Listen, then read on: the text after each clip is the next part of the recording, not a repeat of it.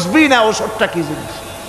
অথচ নামাজ রোজার মতোই ফরজ ওসর আদায় করা। কবে আদায় করবেন?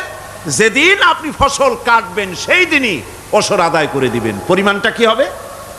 পরিমাণ হবে আকাশের বৃষ্টির পানি দিয়ে, আকাশের বৃষ্টির পানি দিয়া যদি ফসল হয় তাহলে দিবেন 10 ভাগের 1 ভাগ। 10 মণ যদি ধান হয়, গম হয়, ডাল হয়, 1 মণ আল্লাহর অধিকার আদায় করে দিবেন। অধিকারটা কার? আল্লাহ কি করবে দিয়া?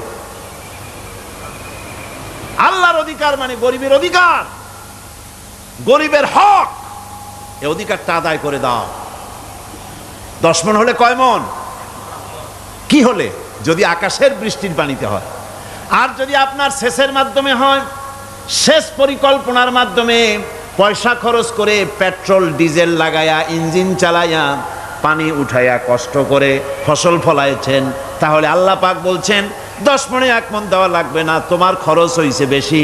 বান্দারে, তোমার উপরে আল্লাহ পাক জুলুম করবেন না, এবার 20 মণ হলে তার থেকে 1 মণ দিও।